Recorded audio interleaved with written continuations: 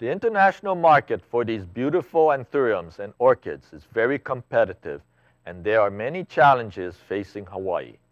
One way for Hawaii to keep its edge is to develop new varieties to satisfy a changing market.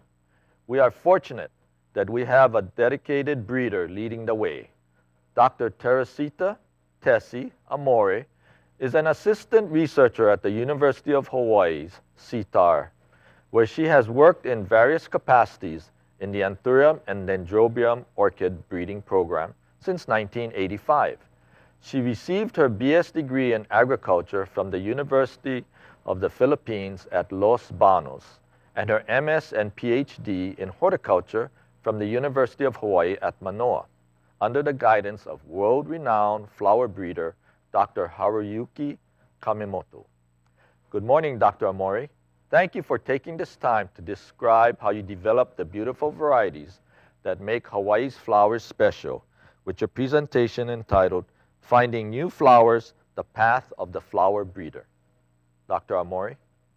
Thank you, Glenn, for that introduction. Good morning, everybody. Thank you, Ali, for bringing the teachers together so that we can work together to start nurturing and encourage the next generation of growers in Hawaii.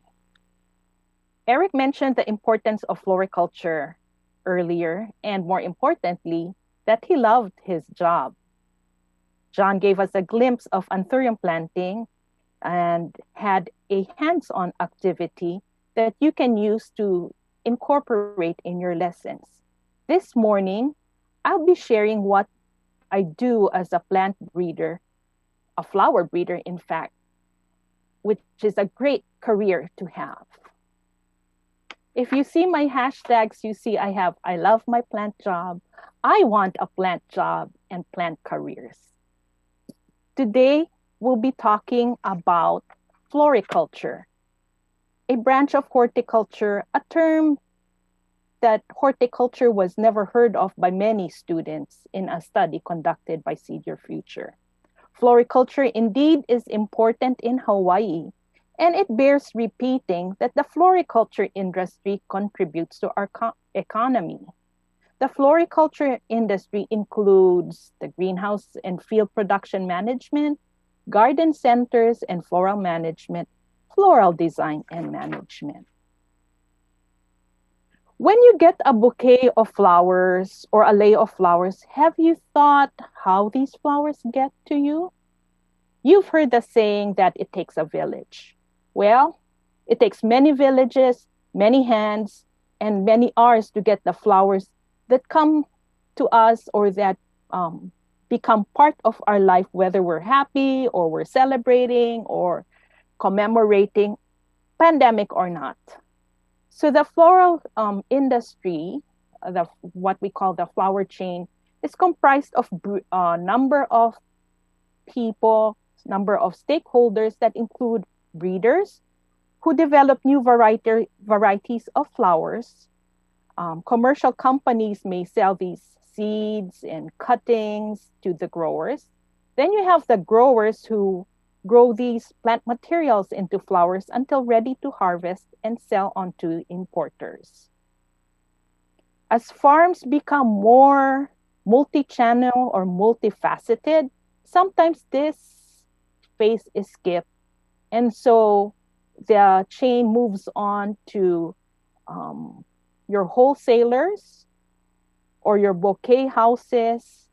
And of course, there's internet sales. You can also find flowers from a florist studio or studio. A florist is one where you have walk-in, and studio is the one you do by appointment. We have those industries in the state of Hawaii. You have your supermarkets and big box retailers that sell flowers. And all these channels are different ways to get to us, the final consumer. So internet sales has become more and more important, especially during these times of pandemics and social isolation. So a lot of sales, we have deliveries of flowers getting to be more commonplace, more than ever. The cold chain refers to the way the products are moved, the floral products, most of the flower products, if you go to your supermarkets or big box retailers, you see some of them are in refrigerators, so they need that cool temperature to stay fresh for a longer period of time. Now, in a response to an earlier question about how do you get the K-12 interested in flowers, one way to get interested is to just expose them that flowers don't just appear on your doorstep or at the supermarket shelves. There's a lot of steps ongoing. And when you receive flowers, it's a good idea to start a conversation as to where did these flowers come from. So as I mentioned earlier, there's several careers in floriculture. You can become a researcher, a commercial grower, a floral wholesaler, or a retail florist. We have heard from commercial growers, and you will hear more during the rest of the day. There's different career options if you're a commercial grower. You can also be a floral wholesaler. There's a whole, many careers, many jobs are available in this career path. You have retail florists, and there's so many retail florists around. Garden centers, supermarkets, your big box discount outlets, and online sellers fall under the umbrella of retail florist. And finally, I'll be talking about research, focusing on the research aspect of floriculture. So we provide the knowledge and tools for production. With the work we do, we want to have the growers and the intermediary channels have less costs, greater quality, and new products that can reach consumers all over. So as a researcher, you can be in the academe, teaching graduate and undergraduate students. We have researchers at universities and government agencies, lab techs, writers, extension agents, and more. And you'll hear from them during the course of the day. Okay, this is how I got started in floriculture. I started off washing pots. Maybe I was just aware of flowers because it was all over our yard. And my mom was the one who grew Phalaenopsis orchids, a native orchid of the Philippines. So we'd grow, play in the yard, and she'd have flowers, and my dad tended to our fruit trees and vegetables. When I got a little bit bigger, my mom had me washing pots and also chopping up the canes of Hono orchid, which is native to the Philippines. So getting involved in just the backyard activities was enough to spark my interest in flowers. So when I was in high school, genetics in the genetics chapter in our biology class in my second year of high school really fascinated me. So by the third year, my junior year, that's when I thought, okay, I think I want to do flowers, horticulture, floriculture as my career goal. So I went on to college and I did my undergraduate thesis on the tissue culture of Phalaenopsis. My mentor was very encouraging, and after a few years working, she said it would be a great idea to go on to graduate school. And so I went on to the University of Hawaii to study with Dr. Haruyuki Kamemoto. Many of the varieties he developed here at the University of Hawaii have become industry standards, and they're found in the Neotropica book that you have in your possession. While studying with Dr. Kamemoto, I learned about the genetics or sets of chromosomes and how these chromosomes, multiple sets, affect Dendrobium orchids. Fast forward to today, I am now an assistant researcher at the Department of Tropical Plant and Soil Sciences here at UH-Manoa. I have a very interesting and satisfying profession of creating new varieties of flowers. And it's very fulfilling to see the number of varieties that have gone on to be released and accepted by the industry. Okay. So this morning, you had seen John's D-Flask Anthurium UH 2007. This variety has been named and released in 2019 as Honi Honi. So let's trace the life of this cultivar. John mentioned that it might take about a year or maybe a little bit longer before the plant materials you have will flower. Well, this is what your flower will look like once they grow up and start flowering. So using Honi Honi as our cultivar, let's trace its journey. So you can see, we'll fast forward you through the years to see what we do as plant breeders. Okay. Honi Honi is what we call an obake. It's pink with a little bit of green. It has high yield of 6 flowers per year. It has exceptionally long vase life of about 28 to 31 days. So you can think about it as 1 month of having this flower. It's also vigorous and it's strong against diseases. So to start off, when we have a variety, we have to start off with a germplasm, which is our gene bank, our live plant collection. Honi Honi is a cross between Acropolis and Tropic Fire. So we have these plants in our collection, and we went through the pollination, fruit berry maturation, and so on and so forth to create the cultivar Honi Honi. So let's go back and see what happens. So to backtrack, pollination to variety development is not a fast process. John mentioned that Anthurium is slow growing earlier. So it takes about 13 to 14 years for a variety to develop from pollination.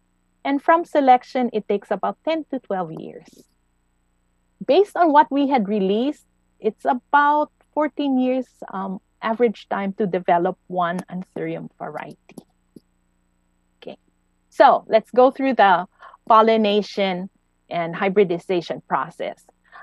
I'd like to share this with you because during the early days in the 1930s, when Anthurium was just a backyard crop, before it became the #1 cut flower in Hawaii, a number of the varieties were derived from just backyard growers making their own crosses and then selecting and then separating them, exchanging with their neighbors. So hopefully you can all become adventurous and make your own crosses and exchange it with your students, or have your students do some Anthurium hybridization. So first, if we're going to hybridize, let's know the flower. This is what we considered as the Anthurium flower. This is the spathe, which is what we think of the flower, but it's actually a modified leaf. The true flowers are in your spadix, or what we commonly call as the nose. Okay. Now, the spadix contains both the female flowers and the male flowers. It's just a difference of maturation time. The female flowers come out. As you can see, these are the stigmatic fluid. The stigmatic fluid is the flower produces the stigmatic fluid before it sheds the anthers. So it's the same spadix, but just a difference of time. So how do we pollinate? Nothing fancy, just our fingers, clean fingers.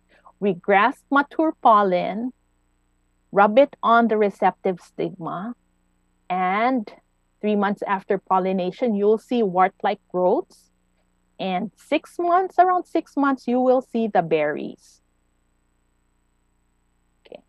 Once the berries are ripe, they look like this. We just put it in a bowl, squeeze out the seeds from the pulp. It's really soft.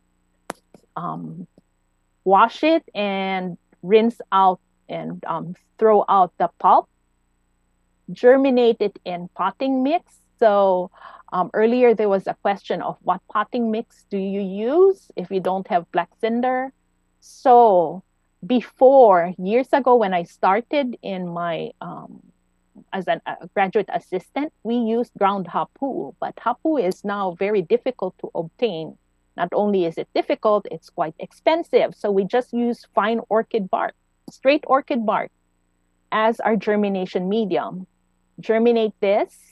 So this photo was from a pollination done in April, and I germinated it just last week. And this is what the seeds look like. Some of them have this little green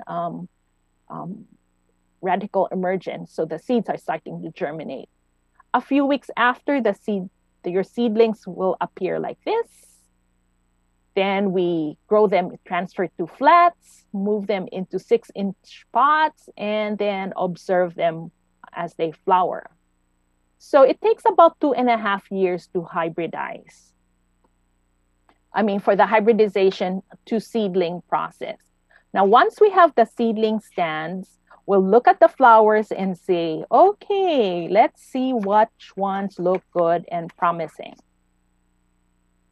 So we make individual plant selections with the following desired traits. Since we're dealing with a cut flower, we want to look at 6 flowers per plant per year. If there's less than 6 flowers, then we have to have exceptional features like unusual color, unusual size. We also look at internode length. So this is your internode length. This is rather long. And why do you want shorter internode length? That's because if you have shorter internodes, you reduce the frequency of field planting. You want smaller leaves since leaf pruning is not a common practice in Hawaii. We look at the spathe color, how it's carried, and its shape. It has to be glossy and doesn't fade with age. And most importantly, we want the seedling to be vigorous and strong against pests and diseases. So with Honi Honi, this was pollinated in March 1998. Was germinated August 1998, put into flats in October, so almost a year, 8 months. And in about a year and a half, it was planted out to 6-inch pots. And it was selected about 2 years from germination, 2 years, 4 months. So once we find a seedling that has what we think desirable properties, we'll think about multiplying it because we need to test it. So we usually now use leaves, immature leaves, cut them up and put them on a tissue culture medium. These are, and then wait for shoots to appear. And this is a close-up of what it looks like. These are the immature shoots that develop from the leaf cutting. This is what we call callus or undifferentiated cells. When the shoots develop, then we'll plate them on to the magenta box so that we can get more shoots to cut up. So this is another close-up. If you notice, there's not too many shoots coming out. So these one will probably have 2, and there's many masses of cells, which we call calli. And even when we put them onto the box, some of the calli won't differentiate into shoots. So we have different stages, different sizes. We'll cut off the shoots and then put them in a box. And this is what gets sent out to growers for advanced testing. John covered what happens from this step onwards. So what is advanced testing? Advanced testing means we grow out or our growers who help us, our cooperators, will grow out about 200 plantlets and show how they perform in the field. So they will be looking at disease resistance to common diseases and pests, such as nematodes and thrips. They look at production characteristics. Do they bruise? Do they crack? Are there deformed lobes? Is there fading or bleaching in summer? And if it's obake, that means it has the green coloration. Is it consistent? Are there changes in the shape and color as the plant matures? Also, the growers, our cooperators, will look into post-production practices like, is it easy to pack? Does the pollen shed? Do we get bruising? So many things to look at, so many traits are being evaluated. Because we want to make sure that the variety performs well, we have multiple sites for advanced testing. While advanced testing is going on in the field, my colleague in Hilo, Joanne Imamura, does phase life evaluation. About 18 days is acceptable. So this is a photo of her lab where she's testing out, evaluating the phase life of our different selections that are grown in the field. At one point, we also did anthracnose testing, but our cooperating plant pathologist retired. So now we rely on our growers, our cooperators, to tell us what is resistant in the field or what looks susceptible in the field. So this is honey in the field. This is what it looks like. And this is used in an arrangement. So this is a product of when post-production evaluation is being done. So it could be displayed and seen outside, and we get feedback if this variety is acceptable for designers or for wholesalers or the consumer in general. So to recap, let's trace again. Let's look what happened to honey. Mentioned its parents. It was placed in leaf culture. Remember the young leaf in July 2005. We have a process called triple indexing. You know, you have COVID testing to look for asymptomatic, especially for asymptomatic carriers. We do triple indexing to make sure that our plant materials do not have diseases, particularly bacterial blight. So this is the very young honey. This was taken in 2006, and this is the date. It went through indexing in 2010, and 10 years after, you have the plant materials to work on. So yes, it is like the history of honey. Now let's shift gears. So I talked about getting plant materials out into the field. Another aspect of my work that's very interesting is to see the products we develop being used outside and getting accepted by consumers. This is a photo from the 2017 American Institute of Floral Designers Convention. This is the meeting for floral designers, and many designers showcase their creativity. And as you can see, this is a large, taller than a person design. And lo and behold, we find our varieties here. This is Kapoho Velo, which is a sibling of honey. This is an older UH variety called Anuenue. And this is Marian Seaforth, also produced by UH. So to see the products out in the public and getting accepted is quite fulfilling. We have again here a UH variety featured in the magazine for florists called Florist Reviews. And this is a special article talking about tropical flowers. And this is our UH-800 Hawaii bred dendrobium and a Hawaii bred anthurium. Okay. As a breeder, it's very fulfilling to see the products we develop being accepted and having an impact in people's lives. How do we get more work done is through the efforts of our industry, who have been very good at providing funding for us, and the Hawaii Department of Agriculture, which has generously funded many of our endeavors. Oops. So again, it's really interesting to see how UH varieties are used all over. This is an advertisement of the Metropolitan Museum of Art using our tropic line, and this is a display of Tropic Fire at the Honolulu Academy of Art. If you watch your commercials on TV, there is a local credit union that features Anthurium, and I go, hey, that's Tropic Fire in the commercial. So yes, we are all over the place. I also teach at the University of Hawaii. This is my last fall's floral and foliage class, flower and foliage production class, and we visited a wholesaler. And so it's really gratifying to teach and share our knowledge of the floriculture industry with our students.